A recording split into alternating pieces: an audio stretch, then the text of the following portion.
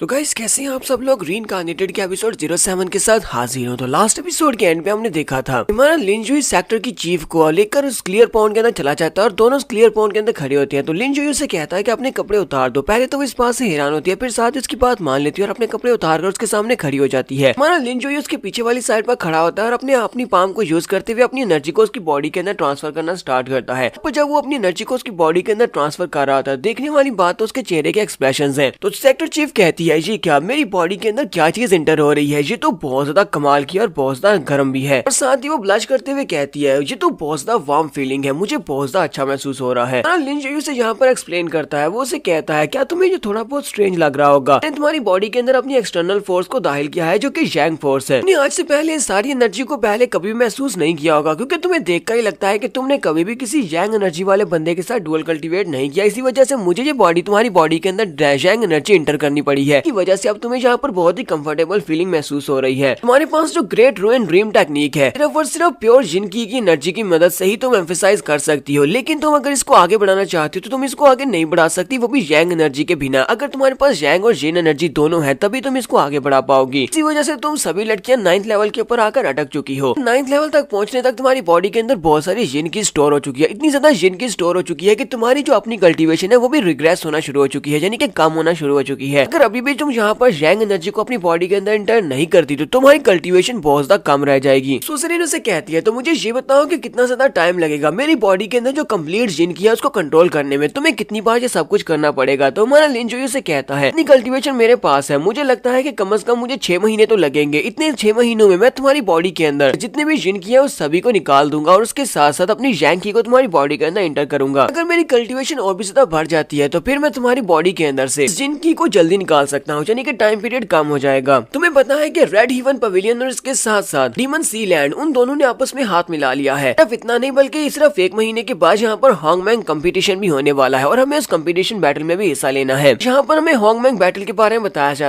जाता है कि ये कंपटीशन होता है जहाँ पर जितने भी मेजर क्लैंस हैं होंगमैंग कॉन्टिनेंट के, वो सारे आकर एक दूसरे के साथ फाइट करते हैं। सिर्फ और सिर्फ क्वालिफिकेशंस वाले टैलेंटेड लोगों को ही वहाँ पर इस कंपटीशन में हिस्सा लेने की इजाजत होती है। जो भी इस कंपटीशन को जीता है उसके क्लैन मेंबर्स को टाओ रिवर के अंदर जाने का मौका मिलता है। टाओ रिवर जो है वो होंगमैंग कॉन्टिनेंट में एंशिएंट टाइम से यहाँ पर बह रहा है। टाओ रिवर के अंदर बैठकर कल्टीवेट करने से आपकी कल्टीवेशन तेजी के साथ बढ़ती है, लेकिन सिर्फ और सिर्फ उसी क्लैन को उस टाओ रिवर के अंदर जाने की इजाजत मिलती है जो कि होंगमैंग कंपटीशन में अपने आप को जिताते हैं, उनका क्लैन ही वहाँ पर जा सकता है। इसी वजह से होंगमैंग का जो कंपटीशन होता है ये बहुत ज्यादा इंपॉर्टेंट होता है। सभी क्लैन के मेंबर्स यहाँ पर अपनी जी जान लगा देते हैं ताकि वो टॉप पोजीशन के ऊपर पहुंच सके। तो सुसरीन हमारे लिनजुई को बताती है कि हमारे होंगमैंग कॉन्टिनेंट में बहुत सारे छोटे मोटे क्लैंस हैं, यहाँ तक कि बहुत सारे सेक्टर्स भी हैं। इनमें 3 बड़े पावरफुल क्लैंस हैं जिनके पास ज्यादा पावर्स हैं। इन तीनों क्लैंस में से कोई एक क्लैन ही होता है जो कि हमेशा टॉप पोजीशन के ऊपर आता है और हमारा फॉरगॉटन इमॉर्टल क्लैन यानी कि हमारा वैंगजियान क्लैन ये तो किसी भी खाते में नहीं आता, यानी कि हमारा क्लैन बाकी के सभी क्लैंस में से सबसे ज्यादा कमजोर है। अगर मैं सच कहूँ तो पिछले कई साल हम लोग यहाँ पर इस कंपटीशन में हिस्सा लेते रहे हैं और हम लोग कभी भी नहीं जीत पाए। इसी वजह से मैंने गिव अप कर दिया है, हम लोग इस बार कंपटीशन में हिस्सा नहीं लेंगे। लिनजुई से कहता है ये टाइम गिव अप करने का तो बिल्कुल भी नहीं है, क्योंकि अभी जो तुम्हारे पास मैं आया हूँ, कहता है जबकि तुम्हारे पास मेरी हेल्प है तो इसका मतलब यह है कि हम लोग इस बार के कंपटीशन को जीत सकते हैं। तुम्हें वही करना होगा जो मैं तुम्हें कहता हूँ, तो तुम बिल्कुल ठीक रहोगे और हम लोग इस कंपटीशन को जीत पाएंगे। इस सुसरीन से कहती है अच्छा ठीक है, जो तुम कहोगे मैं वही करूंगी। और उसके बाद वो पीछे की तरफ मुड़ जाता है और कहता है आज के लिए इतना काफी, अब जाओ तुम यहाँ से चली जाओ और जाकर कल का इंतजार करो, क्योंकि मैं यहीं पर रहने वाला हूँ, रहकर कल्टीवेट करूंगा और कल रात के वक्त तुम इसी वक्त सेम टाइम पर मुझे मिलना, हम लोग दोबारा से यहाँ पर यही प्रोसीजर करेंगे। उसके वहां से चले जाने के बाद हमारा लिनजुई वहीं पर बैठकर कल्टीवेट करता है। थोड़ी देर कल्टीवेट करने के बाद हमारा लिनजुई कहता है ये पॉइंट तो वाकई में बहुत ज्यादा अमेजिंग है। यहाँ पर ब्रिलियंट की पावर इतनी ज्यादा है कि उसको एब्जॉर्ब करने के बाद जो कि इमॉर्टल राम का कल्टीवेटर था, अब मैं स्पिरिट राम का कल्टीवेटर बन चुका हूँ। अब मुझे पता चला कि क्लियर पॉइंट के अंदर बैठकर कल्टीवेट करना कैसा होता है। अपनी पिछली 1 लाख साल की जिंदगी में यहाँ पर आना चाहता था, लेकिन मुझे कभी भी यहाँ पर आने नहीं दिया गया। लिनजुई वहाँ पर प्रैक्टिस कंप्लीट करने के बाद वहाँ से वापस अपने रूम की तरफ आ रहा होता है। जैसे वो रूम की तरफ वापस आता है, जियांची वहाँ पर पहले से बैठी होती है, वो उसका इंतजार कर रही होती है। तुम्हारा लिनजुई से कहता है लड़की तुम यहाँ पर क्या कर रही हो, क्या तुम मेरा इंतजार कर रही हो? तो वो उसे कहती है master saint king little saints आपका अंदर इंतजार कर रही है, वो कब से आपका इंतजार कर रही है, मैंने उसको अंदर बिठा दिया था, इसके आप जल्दी यहाँ पर आने वाले हैं। लिनजुई से कहता है क्या वाकई में वो अंदर मेरा इंतजार कर रही है? तुम्हारा लिनजुई जल्दी से अंदर चला जाता है।